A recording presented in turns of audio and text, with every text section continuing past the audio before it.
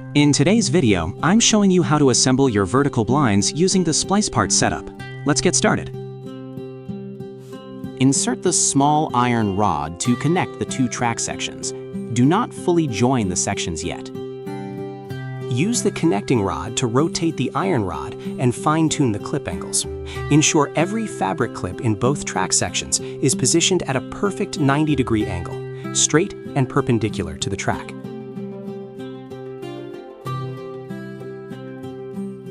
Use a magnetic screwdriver. Remove the screw from the base.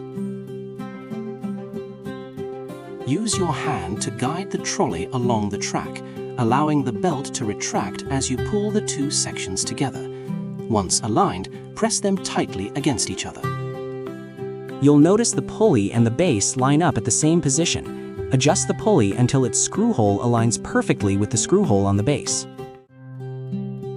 Use a magnetic screwdriver to tighten the screw that secures the pulley to its base. Slide the metal cover from one end of the track toward the joint. Once in place, tighten the screws to finish the assembly.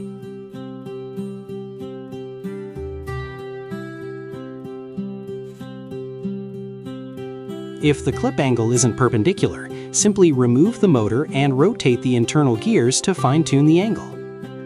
Mount the motor onto the end of the track using the snap-on clip, then tighten the screw to secure it. And that's it! The track assembly is now complete. Next, we'll move on to installing them with insides mount. First, measure the inside width and length of the window frame, drill the holes at the marked points, then insert the expansion anchors and self-tapping screws. Make sure these brackets are firmly fixed and aligned. Then install the headrail by snapping it securely into position. Next, insert each vane one by one. Gently push them in until you hear a clear click sound. After all, test the blinds by sliding and rotating them to ensure smooth operation. The outside mount follows a similar process. First, measure the width and height for proper coverage. Mark the positions above the window frame and drill the holes.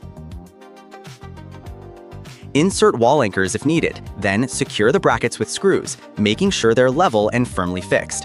Snap the headrail into place until it locks. Insert each vane one by one, pushing gently until you hear a clear click.